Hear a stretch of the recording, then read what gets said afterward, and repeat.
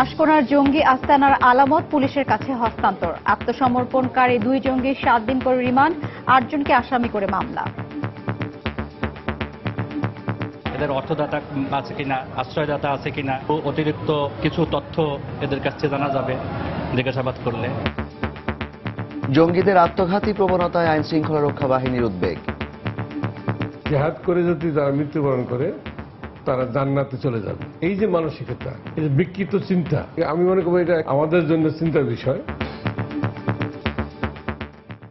দেখছিলেন প্রধান শিরোনাম। সন্ধ্যার সময় সঙ্গে আছি আমি হাফসাতুন্নেসা এবং আমি জাফর সাদিক। এবার অন্যান্য শীর্ষ সংবাদ। বাংলাদেশ বিমানে বারবার ত্রুটির জন্য ব্যবস্থাপনার অদক্ষতাকেই দায়ী বলছেন বিশেষজ্ঞরা। জড়িতদের শাস্তি নিশ্চিতের আশ্বাস কর্তৃপক্ষের। ইসি পুনর্গঠন নিয়ে রাষ্ট্রপতির সঙ্গে জাসদের সংলাপ। আইনি কাঠামো প্রণয়ন করে একজন নারী সদস্য সহ 5 জনের কমিশন গঠনের প্রস্তাব। 5 দিন পর খুলে দেয়া হলো আশুলিয়ার 55টি বন্ধ পোশাক কারখানা। শ্রমিকদের শান্তিপূর্ণভাবে কাজে যোগদান, মালিক সহ সব মহলে স্বস্তি। উত্তরাঞ্চলের কয়েকটি জেলায় অসময়ের বৃষ্টি, বেড়েছে শীতের তীব্রতা। রবি শস্যের জন্য এই বৃষ্টি সহায়ক হবে জানালেন কৃষি কর্মকর্তারা। এবং বাজে বোলিং ফিল্ডিং এর খেসারত দিল বাংলাদেশ। নিউজিল্যান্ডের বিপক্ষে প্রথম ওয়ানডেতে 77 রানে হারল মাশরাফির দল।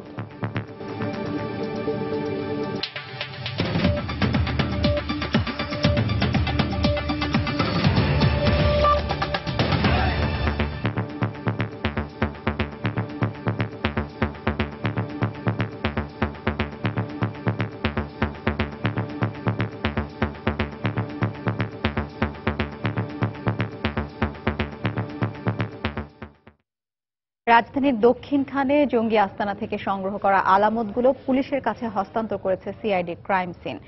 এদিকে এ ঘটনায় আত্মসমর্পণকারী 2 নারী জঙ্গি 7 দিন করে রিমান্ড মঞ্জুর করেছেন আদালত। এর আগে 8 জনকে আসামি করে সন্ত্রাস বিরোধী আইনে একটি মামলা দায়ের করেছে পুলিশ। সোমবার সকাল 9:30টার দিকে রাজধানীর দক্ষিণখানের সূর্যবিলায় প্রবেশ করে সিআইডির ক্রাইম সিন ইউনিট। প্রায় 6 ঘন্টা আলামত সংগ্রহ শেষে বিকেল 3:30টার দিকে বেরিয়ে আসেন তারা। এরপর সিআইডির এএসপি আব্দুল সালাম জানান, জঙ্গি আস্তানা থেকে পাওয়া আলামতগুলো পুলিশের কাছে হস্তান্তর করা হয়েছে। ফায়ার আর্মস পেয়েছি আমরা, আর গুলি পেয়েছি, গুলির খোসা, ল্যাপটপ পোড়া, অনেক টাকা পোড়া ছিল। এই এভিডেন্সগুলো আইওকে হস্তান্তর করেছে এখানে। এদিকে রোববার রাতে দক্ষিণখানের জঙ্গি আস্তানায় জঙ্গি বিরোধী অভিযানের ঘটনায় 8 জনকে আসামি করে সন্ত্রাস বিরোধী আইনে একটি মামলা দায়ের করা হয়। দক্ষিণখান থানার এসআই শাহিনুল ইসলাম বাদী হয়ে মামলাটি করে। মামলায় আত্মসমর্পণকারী 2 নারী জঙ্গিকে আসামি করা হয়েছে। পলাতক দেখানো হয়েছে 4 জনকে। এদিকে এই ঘটনায় আত্মসমর্পণকারী 2 নারী জঙ্গিকে দুপুরে আদালতে হাজির করে 10 দিনের রিমান্ড চাওয়া হলে আদালত 7 দিনের রিমান্ড মঞ্জুর করেন। 7 দিন আদালত রিমান্ড মঞ্জুর করেছে। রিমান্ডে এই জঙ্গির উৎস কোথায়, এরা মানে এদের কোনো অর্থদাতা আছে কিনা, বা এরা অন্য জঙ্গিদের নাম ঠিকানা জানার জন্য এবং অন্য জঙ্গিদের আরো কোনো খোঁজ খবর, অতিরিক্ত তথ্য এদের কাছে পাওয়া যাবে। নিহত কিশোর জঙ্গির শরীরে একাধিক গুলির আঘাতের চিহ্ন পাওয়া গেছে বলে জানিয়েছে ঢাকা মেডিকেলের ফরেনসিক বিভাগের প্রধান ডাক্তার সোহেল মাহমুদ। দুপুরে ময়নাতদন্ত শেষে এই কথা জানান তিনি। আমাদের আপাত দৃষ্টিতে মনে হচ্ছে সে গুলির আঘাতে মারা গেছে। চুল রেখেছি, তার দাঁত এবং থাই মাসল রাখছি, এটা ডিএনএ প্রোফাইলিং এর জন্য। আর কেমিক্যাল অ্যানালাইসিসের জন্য আমরা ব্লাড, ভিসেরা এবং ইউরিন এগুলি সংগ্রহ করেছি। শুক্রবার মধ্যরাত থেকে দক্ষিণখানের পূর্ব আশকোনায় সূর্যবিলা নামে একটি বাড়িতে অভিযান চালায় পুলিশের কাউন্টার টেরোরিজম ইউনিট। অভিযান চলে শনিবার সন্ধ্যা পর্যন্ত। এই ঘটনায় নিহত হয় আত্মঘাতী 2 জঙ্গি, আত্মসমর্পণ করে 4 জন, আর আহত হয় 1 শিশু। অভিযানে ঘটনাস্থল থেকে 19টি গ্রেনেড, 3টি পিস্তল সহ বেশ কিছু সরঞ্জাম উদ্ধার করা হয়। শাহরিয়ার জামান দ্বীপ, সময় সংবাদ, ঢাকা। জঙ্গিদের আত্মঘাতী হওয়ার প্রবণতাকে উদ্বেগজনক বলছেন পুলিশের কর্মকর্তারা। তারা বলছেন, আইন শৃঙ্খলা রক্ষা বাহিনীর জঙ্গি বিরোধী শক্ত অবস্থান এবং ধারাবাহিক অভিযানে তাদের নিয়ন্ত্রণ করা গেলেও আত্মঘাতী প্রবণতা রোধ করা কঠিন। আর বিশ্লেষকরা বলছেন, শুধু আইন প্রয়োগের মাধ্যমে এটি ঠেকানো সম্ভব নয়। এর জন্য উদ্বুদ্ধকরণ সহ নানা কর্মসূচি নেওয়া উচিত। খান মোহাম্মদ রুমেলের রিপোর্ট। 1999 সালে কবি শামসুর রহমানের উপর হামলার মধ্য দিয়ে বাংলাদেশে জঙ্গি হামলার শুরু। এরপর একে একে যশোরে উদীচী অনুষ্ঠানে বোমা হামলা, রমনা বটমূলে পহেলা বৈশাখের অনুষ্ঠানে হামলা, 21শে আগস্ট গ্রেনেড হামলা কিংবা দেশের 63টি জেলায় একযোগে বোমা হামলার মধ্য দিয়ে নিজেদের অস্তিত্ব ও শক্তিমত্তার কথা জানান দিয়েছে জঙ্গি সংগঠনগুলো। তবে দেশের ইতিহাসে নৃশংসতা বিবেচনায় সবচেয়ে বড় হামলার ঘটনাটি ঘটে গুলশানে হোলি আর্টিজানে।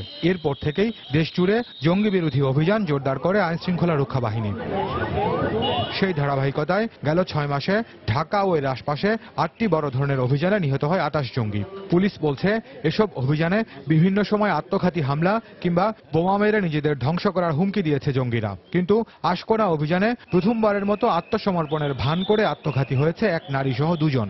এমনকি নিজেদের রক্ষায় ব্যবহার করে শিশু সন্তানদেরও। আত্মঘাতী হওয়ার এই প্রবণতাকে উদ্বেগজনক বলছে পুলিশ। তারা মনে করে তারা জেহাদ করে যদি তারা মৃত্যুবরণ করে তারা জান্নাতে চলে যাবে।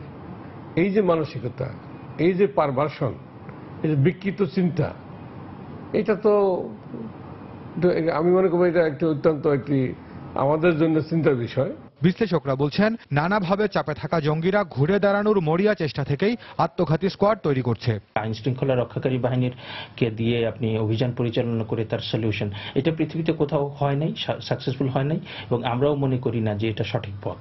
সমাজের বিভিন্ন জায়গাতে কি কি সমস্যা এবং কোন প্রক্রিয়ার মধ্য দিয়ে জঙ্গি হচ্ছে সেই জায়গাটা চিহ্নিত করে আপনাকে অ্যাড্রেস করতে হবে। এদেরকে যাতে বিপথে না নিতে পারে, তাদের যাতে উদ্বুদ্ধ করতে না পারে জেহাদ করার জন্য, সেই জন্য আমরা জনগণকে, বিভিন্ন কমিউনিটিকে, সমাজকে কাজে লাগাতে চাচ্ছি আর কি। অপরাধ বিশ্লেষকদের মতে সম্প্রতি যেসব তরুণ স্বেচ্ছা নিখোঁজ হয়েছেন তাদের হদিস এখনো বের করতে পারেনি পুলিশ। তাদের মতে নিখোঁজের আলামত থেকে বোঝা যায় জঙ্গিরা আবারও সংগঠিত হওয়ার চেষ্টা করছে। নারী সদস্যদেরকে দিয়ে জঙ্গি সংগঠনগুলো আত্মঘাতী স্কোয়াড গড়ে তুলেছে, এমন তথ্য পাওয়ার কথা পুলিশ বলছিল গুলশান হামলার পর থেকেই। আশকোনা অভিযানে সত্যতা মিলল সেই তথ্যে। এই প্রেক্ষাপটে জঙ্গিবাদ মোকাবেলায় নতুন কৌশল প্রণয়নের তাগিদ দিচ্ছেন বিশ্লেষকরা। খান মোহাম্মদ রুমেল, সময় সংবাদ, ঢাকা। নারী ও কিশোরদের আত্মঘাতী হামলায় জড়িয়ে পড়ার ঘটনা নতুন করে উদ্বেগের কারণ হয়ে দাঁড়িয়েছে বলে মন্তব্য করেছেন আওয়ামী লীগের সাধারণ সম্পাদক ওবায়দুল কাদের। বিকেলে বাংলা একাডেমিতে ছাত্রলীগের বিজয় দিবসের আলোচনা সভায় তিনি এ আহ্বান জানান। এ সময় যে কোনো অনাকাঙ্ক্ষিত পরিস্থিতি মোকাবিলায় নেতাকর্মীদের সতর্ক থাকার নির্দেশ দেন তিনি। কানপুরের আস্তানা গুড়িয়ে ফেলার পর আমরা তো ভাবিনি যে আশকোনার মতো আরেকটা ভয়াবহ বিপদ আমাদের জন্য অপেক্ষা করছে। বাংলাদেশে এখন নতুন আপদ আত্মঘাতী নারী, এর সঙ্গে অবুঝ শিশু ব্যবহৃত হচ্ছে ঢাল হিসেবে। নির্বাচন কমিশন পুনর্গঠনে সংবিধানের 118 অনুচ্ছেদ অনুযায়ী আইন প্রণয়ন সহ রাষ্ট্রপতির কাছে 7 দফা প্রস্তাবনা দিয়েছে জাসদ। মুক্তিযুদ্ধের চেতনায় বিশ্বাসী ব্যক্তিদের নিয়ে কমিশন গঠনের পরামর্শ দেয় তারা। রাষ্ট্রপতির সঙ্গে সংলাপে অংশ নিতে হাসানুল হক ইনুর নেতৃত্বে 12 সদস্যের একটি প্রতিনিধি দল বিকেল 3:30টার দিকে বঙ্গভবনে যান। রাষ্ট্রপতি তাদের স্বাগত জানিয়ে বিকেল 4টার দিকে বৈঠক শুরু করেন। বৈঠকে নতুন নির্বাচন কমিশনে একজন নারী সদস্য রাখার ব্যাপারে প্রস্তাব করেন প্রতিনিধি দলের সদস্যরা। 7 দফা প্রস্তাবে প্রধান নির্বাচন কমিশনারের যোগ্যতা কেমন হবে তাও তুলে ধরা হয়। বিকেল 5টার দিকে বৈঠক শেষ করে বঙ্গভবন থেকে বেরিয়ে গণমাধ্যমের মুখোমুখি হন জাসদের সাধারণ সম্পাদক শিরিন আক্তার। সাংবাদিকদের কাছে তিনি সংলাপের সারসংক্ষেপ তুলে ধরেন।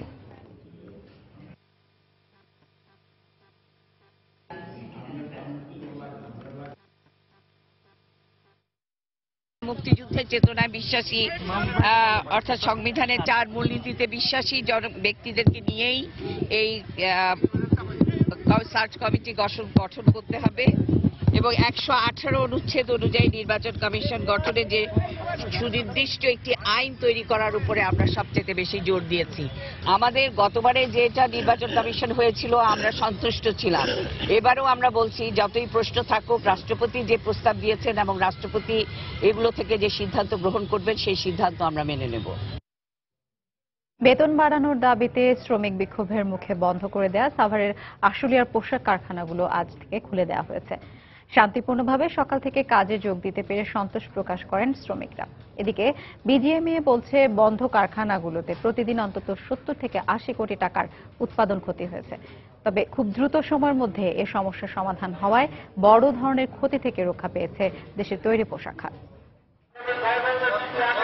শ্রমিকরা কাজে ফিরতে শুরু করায় আবারও কর্মব্যস্ত চিরচেনা রূপে ফিরেছে আশুলিয়ার পোশাক শিল্প এলাকা। 5 দিন বন্ধ থাকার পর সোমবার সকালে কাজে যোগ দিতে ছুটে আসেন শ্রমিকরা। সুশৃঙ্খল অবস্থায় শান্তিপূর্ণ পরিবেশে সবাইকে কাজ করতে দেখা যায় কারখানাগুলোতে। অনেকদিন পরে ফ্যাক্টরি খুলছে, এর জন্য আমরা অনেক খুশি। কাজ ছাড়া খারাপ লাগে, তাছাড়া এরকম আন্দোলন করলে আমাদের সমস্যা, কোম্পানির সমস্যা। খুলে দিছে অফিস, আমরা অনেক ভালোভাবে কাজ করতেছি। মালিক পক্ষ বলছে তোমাদের কোনো সমস্যা থাকলে তাহলে আমাকে বলবে। আমরা কাজের জন্য আসছি, আমরা কাজ করতে যাই, তো আমরা চাই না যে আমাদের কোনো বিপদ আপদ হোক। অপ্রীতিকর ঘটনা এড়াতে দিনভর আশুলিয়া এলাকায় র্যাব, পুলিশ ও বিজিবির উপস্থিতিতে কয়েক স্তরের নিরাপত্তা বলয় গড়ে তোলা হয়। প্রতিটি কারখানার সামনে মোতায়েন করা হয় বাড়তি পুলিশ সদস্য। ইন্ডাস্ট্রিয়াল পুলিশের প্রায় 1000 ডিপ্লয়মেন্ট আছে, আমাদের জেলা পুলিশের প্রায় 8-900 মতো ডিপ্লয়মেন্ট আছে, পাশাপাশি র্যাব আছে, বিজিবি আছে 15 প্লাটুন। তো আমাদের কাছে সবকিছু নিয়ন্ত্রণে। যদি কেউ মনে করে যে তাদের প্রতি অন্যায় বা অবিচার করা হয়েছে, তারা যদি আমাদের কাছে দরখাস্ত করে, ভারপ্রাপ্ত কর্মকর্তা আশুলিয়া বরাবর করতে পারবে। আমরা সরাসরি তদন্ত করে দেখব, মালিক পক্ষের সাথে কথা বলবো। আমরা চাইবো না কারোর প্রতি কোনো অবিচার হোক। কারখানার পক্ষ থেকে জানানো হয়েছে প্রথম দিনে 80 ভাগেরও বেশি শ্রমিক কাজে যোগ দিয়েছেন। আন্দোলনের কারণে দীর্ঘদিন কারখানা বন্ধ থাকায় দেশের পোশাক শিল্পের ভাবমূর্তি ক্ষুণ্ণ হয়েছে বলে জানিয়েছে বিজিএমইএ। লাভ লসের কথা যদি বলেন, সেটার প্রথম লস হইল যে আমাদের ইমেজের একটা ক্ষতি হয়েছে। আরো বড় ক্ষতি হতে পারত। প্রোডাকশন লস হিসাবে আমরা মনে করি ডেইলি 70-80 কোটি টাকা করে লস হয়েছে, যাদের যে কদিন প্রোডাকশন হয়নি। এর ফলে শ্রমিক সংগঠনগুলোরও ভাবমূর্তি প্রশ্নের মুখে পড়েছে বলে মনে করেন শ্রমিক নেতারা। এর মধ্যে কিছু ক্ষতিগ্রস্ত হলো নিরীহ শ্রমিকরা, নেতিবাচক প্রভাব ফেলবে। কারণটা হলো সে আন্দোলন ট্রেড ইউনিয়নের জন্য কখনোই আমরা কাম্য মনে করি না। বেতন বাড়ানো সহ বেশ কয়েকটি দাবিতে 19 ডিসেম্বর থেকে আশুলিয়ার 25টি কারখানা বন্ধ রেখে বিক্ষোভ করেন শ্রমিকরা। পরে 20 ডিসেম্বর 55টি কারখানা বন্ধ ঘোষণা করে বিজিএমইএ। তানিন মেহেদি, সময় সংবাদ, আশুলিয়া। সন্ধ্যার সময় আরো থাকছে। জেলা পরিষদ নির্বাচনে প্রভাব খাটালে মন্ত্রী এমপিদের বিরুদ্ধেও ব্যবস্থা নেওয়ার হুঁশিয়ারি নির্বাচন কমিশনের। ভোট দিতে যাওয়ার সময় নেওয়া যাবে না মোবাইল ফোন।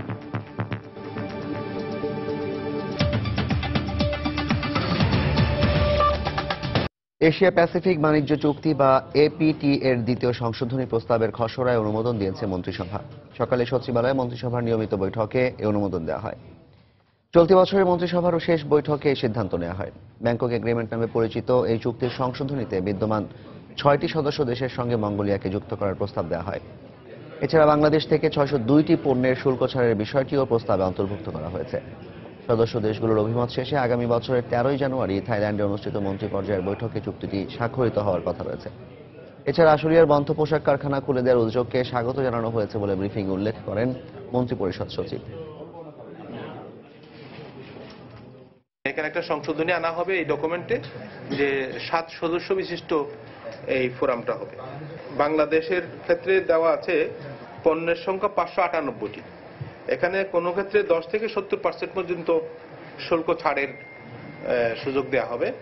এটা যেহেতু আমাদের মন্ত্রিসভা অনুমোদন দিয়েছে, সবাই যদি এই কাজটা করে ফেলে রেটিফিকেশনটা, তাহলে আগামী 13 জানুয়ারি যে মন্ত্রী পর্যায়ের মিটিং হবে, সেখানে এই চুক্তিটা আবার স্বাক্ষরিত হবে। বাণিজ্য মন্ত্রী তোফায়েল আহমেদ বলেছেন, বিগত নির্বাচনে অংশ না নিয়ে বিএনপি যে ভুল করেছিল তার প্রমাণ তারা পেয়েছে নারায়ণগঞ্জ সিটি কর্পোরেশন নির্বাচনে। অন্যদিকে স্বাস্থ্যমন্ত্রী মোহাম্মদ নাসিম বলেন, যারা নারায়ণগঞ্জ সিটি কর্পোরেশন নির্বাচন নিয়েও প্রশ্ন তোলে তাদের প্রতি করুণা করা ছাড়া আর কিছুই করার নেই। বিকেলে টিএসসি চত্বরে এক স্মরণ সভায় তারা এ মন্তব্য করেন। নির্বাচনে পরাজিত হওয়ার পরেও সামান্যতম সত্যতার ধারের কাছে তারা নাই। কিভাবে এখানে কারচুপি হয়েছে এই কথা বলার জন্য তারা এখন প্রস্তুত হয়ে গেছে। একজন তো ওদের বক্তা আছেই, প্রতিদিন ঘন্টা পর ঘন্টা বক্তব্য দিয়ে যাচ্ছে টেলিভিশনের সামনে। এর জন্য যে ওর দলেরই ক্ষতি হচ্ছে সেটা ওরা বোঝে না। এবং বিএনপির জন্মই হয়েছে ইতিহাস বিকৃত করার জন্য। এখন তাদের বলার কিছু নেই। 2014 সালে 5ই জানুয়ারি নির্বাচন না করে তারা যে ভুল করেছে, নারায়ণগঞ্জ ইলেকশন তার প্রমাণ। এবং আশা করি নারায়ণগঞ্জ ইলেকশনের পরে সব ইলেকশনে তারা অংশগ্রহণ করবে। কারণ কি, কোনো দাবি দেওয়া পেশ করে তাদের লাভ হবে না। জেলা পরিষদ নির্বাচনে প্রভাব বিস্তার না করতে মন্ত্রী এমপিদের প্রতি আহ্বান জানিয়েছে নির্বাচন কমিশন। দুপুরে কমিশন সচিবালয়ে নির্বাচন কমিশনার মোহাম্মদ শাহনেওয়াজ জানান, প্রতিটি ভোট কক্ষের বাইরে একজন করে ম্যাজিস্ট্রেট নিয়োজিত থাকবেন। পাশাপাশি ভোট কেন্দ্রে কোনো ভোটার মোবাইল ফোন নিয়ে প্রবেশ করতে পারবেন না বলে জানান তিনি। কিছু জনপ্রতিনিধি তারা প্রভাব বিস্তারের চেষ্টা করছেন সামনে যে জেলা পরিষদ নির্বাচন আছে সেটা নিয়ে। আমরা সবাইকে বলবো যে এই ধরনের অভিযোগ করার জন্য সুযোগ না পায়, সেই জন্য আপনারা প্রয়োজনীয় ব্যবস্থা করবেন। যেহেতু আপনারা ভোটের ব্যাপারে আপনাদের কোনো সম্পৃক্ততা নেই, সেই ক্ষেত্রে আমরা চাইবো যে আপনারা এলাকা থেকে অন্তত আপনারা সরে থাকেন অন্তত 2টা দিনের জন্য, অন্যথায় আমি আগেই বলেছি যে প্রয়োজনীয় ব্যবস্থা গ্রহণ করা হবে। সন্ধ্যার সময় আরো থাকছে।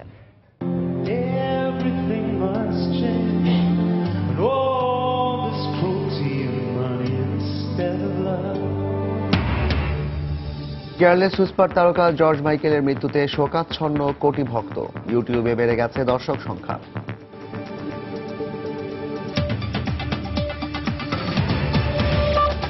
বিমান বাংলাদেশ এয়ারলাইন্সের উড়োজাহাজে বারবার যান্ত্রিক ত্রুটির ঘটনায় বিমানের ব্যবস্থাপনায় দক্ষতা ও জবাবদিহির অভাবকেই দায়ী করছেন বিশেষজ্ঞরা। তাদের মতে বিমানের সেবা নিশ্চিত করতে ইউনিয়নবাজি বন্ধ সহ জরুরি সার্ভিস হিসেবে ঘোষণা করা দরকার।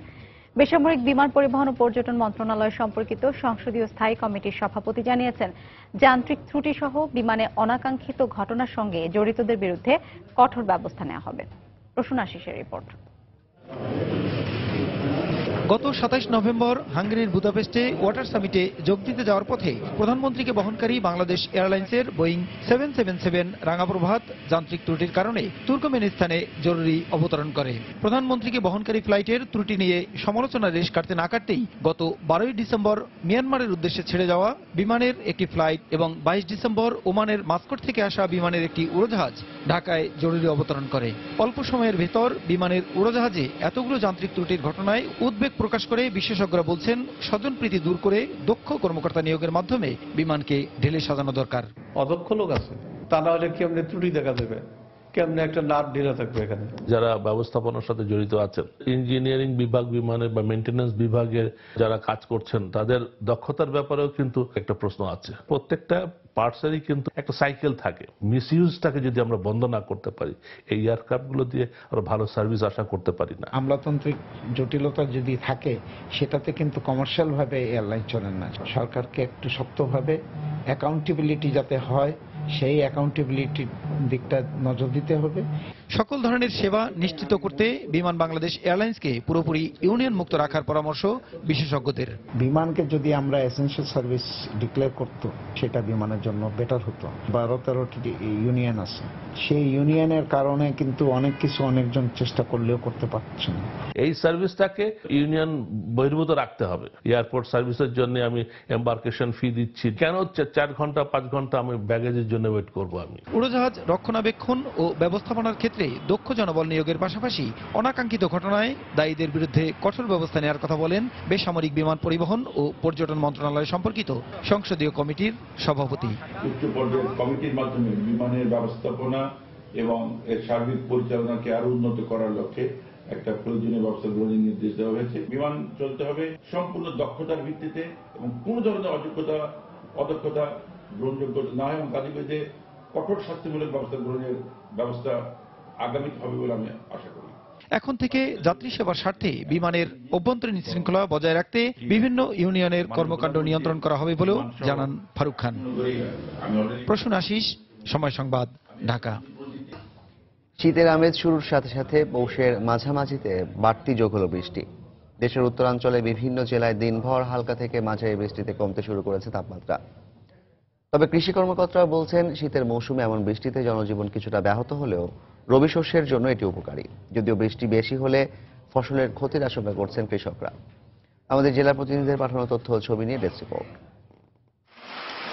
পৌষের মাঝামাঝি সময়ে আকস্মিক বৃষ্টিতে ব্যাহত হচ্ছে কুড়িগ্রামের স্বাভাবিক জনজীবন। সোমবার দুপুর থেকে কখনো হালকা আবার কখনো ভারী বৃষ্টিপাতে দিনভর সূর্যের দেখাই মেলেনি।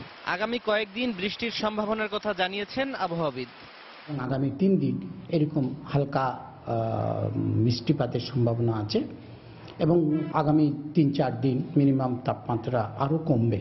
এদিকে ঠাকুরগাঁওয়ে সোমবার সকালে জেলার বিভিন্ন স্থানে 2 দফায় ভারী বৃষ্টি হয়েছে। বৃষ্টিতে কৃষকরা শীতকালীন ফসলের ক্ষতির আশঙ্কা করলেও কৃষি কর্মকর্তারা বলছেন, এই বৃষ্টিপাত ফলনে সহায়ক ভূমিকা পালন করবে।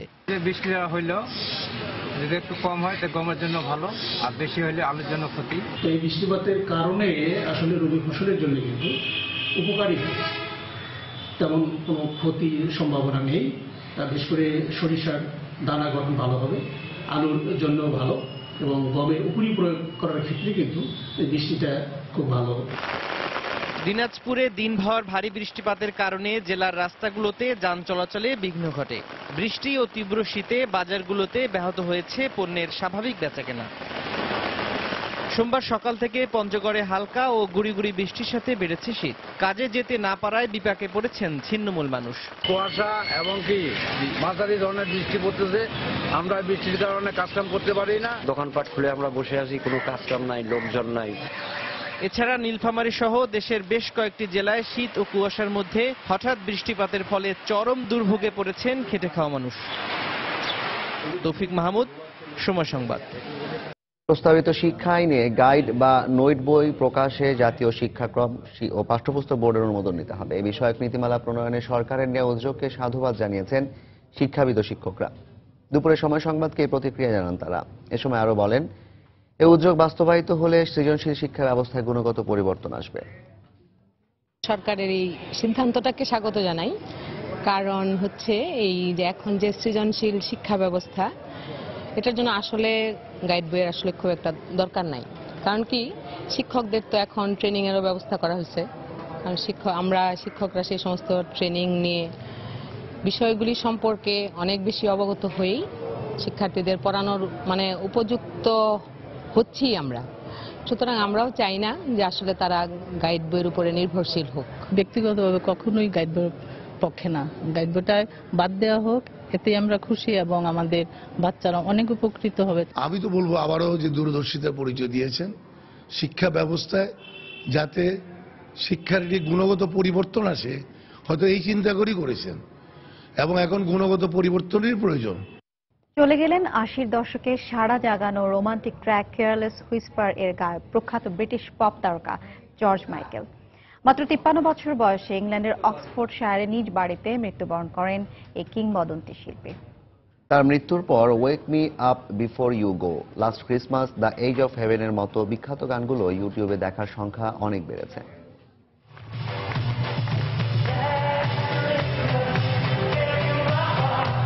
এভাবে আর কখনোই মঞ্চ মাতাতে দেখা যাবে না জর্জ মাইকেলকে। ক্রিসমাস নিয়ে জনপ্রিয় গান গাওয়া জর্জ চলে গেলেন ক্রিসমাস ডেতে।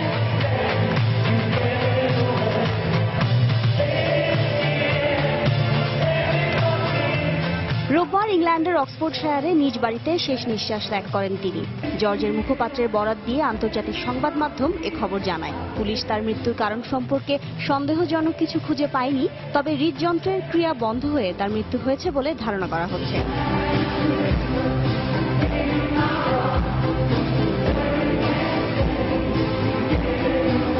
জর্জের অকাল মৃত্যুতে গভীর শোক প্রকাশ করেছে স্বজন ও অসংখ্য ভক্ত অনুরাগী।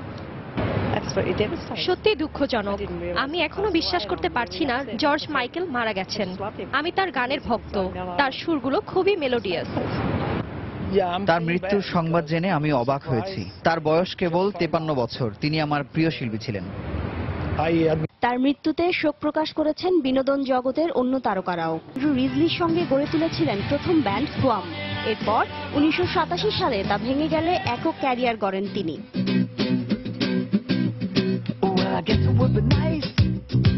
তার প্রথম একক অ্যালবাম ফেইটের 2.5 কোটির বেশি কপি এ পর্যন্ত সারা বিশ্বে বিক্রি হয়েছে। 2010 সাল পর্যন্ত সারা বিশ্বে তার অ্যালবামের 10 কোটি কপি বিক্রি হয়েছে। 30 বছরের সঙ্গীত জীবনে 2বার গ্র্যামি অ্যাওয়ার্ড ও বিট অ্যাওয়ার্ড সহ তার সময় সংবাদ।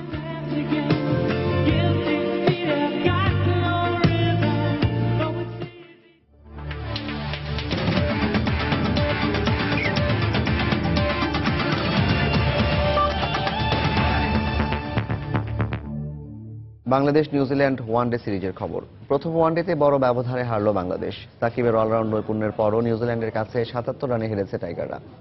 টস জিতে প্রথমে ব্যাটিংয়ে নেমে টম লাথামের সেঞ্চুরিতে 7 উইকেটে 341 রান সংগ্রহ করে কিউইরা। জবাবে শেষ পর্যন্ত 264 রান সংগ্রহ করতে সক্ষম হয় মাশরাফিরা।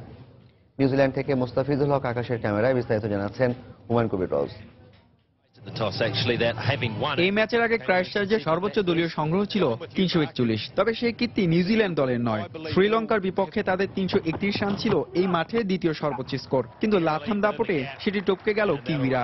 350 দম্ভমঞ্চ ছুঁতে না পারলেও হেগলি ওভালে সর্বোচ্চ 341 রানের রেকর্ড নিজেদের নামে হালনাগাদ করিয়ে নিয়েছে স্বাগতিক রায়। টাইগারদের বিপক্ষেও ব্ল্যাক ক্যাপসদের সর্বোচ্চ ইনিংস এটি। যদিও পুরো গল্পের সারসংক্ষেপের মতো এতটা সহজ রানের পাহাড়ে চড়া তা শুরুতে মনে হয়নি। টস হেরে ফিল্ডিং এ নেমে 31 রানে গাপটিলকে ফিরিয়ে ভালো শুরুর ইঙ্গিত দেন 8 মাস পর জাতীয় দলে ফেরা কাটার মাস্টার মুস্তাফিজ। 79 রানে উইলিয়ামসনকে ফেরান স্পিড স্টার তাসকিন আহমেদ। সাকিবের ঘূর্ণিতে স্কোরটা খুব একটা লম্বা করতে দেননি নীল ব্রোম ও জিমি নিশামরা। তবে পঞ্চম উইকেট জুটিতে কলিন মুন্ডোর সঙ্গে 158 রান যোগ করেন লাথাম। দলীয় 316 রানে সাকিবের তৃতীয় শিকার হয়ে সাজঘরে ফেরার আগে মুন্ডো খেলেন 87 রানের মারকুটে এক ইনিংস। অপর প্রান্তে 4 বাউন্ডারি আর 7 ওভার বাউন্ডারিতে ক্যারিয়ারের দ্বিতীয় সেঞ্চুরি ইনিংসটি সাজান লাথাম। মুস্তাফিজের বলে মুশফিকের তালিবদ্ধ হবার আগে তার ব্যাট থেকে আসে 137 রান। বিশাল টার্গেটে ব্যাট করতে নেমে খুব একটা সুবিধা করতে পারেনি বাংলাদেশ। ভালোই খেলতে থাকা ইমরুল 16 রানে আউট হন। রানের খোঁজে দিশাহারার সৌম্য এদিনও নিষ্প্রভ। 1 রান করে সৌম্যর আউটের পর 0 রানে আউট হওয়া মাহমুদুল্লাহ হতাশ করেন এদিন। দর্শনীয় কিছু শটে 38 রান গোছানোর পর আর এগোতে পারেননি তামিম। তবে বল হাতে নৈপুণ্য দেখানোর পর ব্যাটিংয়েও সরব সাকিব। 50 তুলে 59 রানে আউট হবার পর 16 রান করা সাব্বিরও আস্থার প্রতিদান দিতে পারেননি। 42 রান করে মুশফিক রিটায়ার্ড হার্ড হয়ে প্যাভিলিয়নে ফিরলে সংখ্যা আরো বাড়ে। শেষ পর্যন্ত একাই লড়েছেন মোসাদ্দেক হোসেন সৈকত। তবে তার অপরাজিত 50 পরও হার এড়াতে পারেনি বাংলাদেশ ক্রিকেট দল। গেল কয়েক বছরে ঘরের মাটিতে দুর্দান্ত পারফরমেন্সের পর টাইগারদের সামনে কঠিন এক চ্যালেঞ্জ ছিল বিদেশের মাটিতে সেই ধারাবাহিকতা ধরে রাখার। কিন্তু নিউজিল্যান্ড পর্বে প্রথম ম্যাচে তার ছন্দপতন হয়েছে। তাই এই সিরিজে সংখ্যা জেগেছে ওয়ানডে সিরিজ খোয়ানোর। এমন অবস্থায় টাইগারদের সামনে কঠিন চ্যালেঞ্জ পরের ম্যাচে ঘুরে দাঁড়ানোর। ক্রাইস্টচার্চের হেগলি ওভাল থেকে হুমায়ুন কবির রোজ, সময় সংবাদ, নিউজিল্যান্ড। সন্ধ্যার সময় পর্যায়ে শীর্ষ সংবাদ জানিয়ে দিচ্ছে আরেকবার। রাজধানীর আশকোনায় আত্মসমর্পণকারী 2 জঙ্গির 7 দিন করে রিমান্ড। 8 জনকে আসামি করে মামলা। জঙ্গিদের আত্মঘাতী প্রবণতায় আইন শৃঙ্খলা রক্ষা বাহিনীর উদ্বেগ। বাংলাদেশ বিমানে বারবার ত্রুটির জন্য ব্যবস্থাপনার অদক্ষতা দায়ী বলছেন বিশেষজ্ঞরা। জড়িতদের শাস্তি নিশ্চিতের আশ্বাস কর্তৃপক্ষের। ইসি পুনর্গঠন নিয়ে রাষ্ট্রপতির সঙ্গে জাসদের সংলাপ। আইনি কাঠামো প্রণয়ন করে একজন নারী সদস্য সহ 5 জনের কমিশন গঠনের প্রস্তাব। 5 দিন পর খুলে দেওয়া হলো আশুলিয়ার 55টি বন্ধ পোশাক কারখানা। শ্রমিকদের শান্তিপূর্ণভাবে কাজে যোগদান, মালিক সহ সব মহলে স্বস্তি। এবং বাজে বোলিং ফিল্ডিং এর খেসারত দিল বাংলাদেশ। নিউজিল্যান্ডের বিপক্ষে প্রথম ওয়ানডেতে 77 রানে হারল মাশরাফির দল। এই ছিল সন্ধ্যার সময়। যে কোনো খবর পেতে ভিজিট করুন সময়নিউজ.tv। সঙ্গে থাকুন সময়।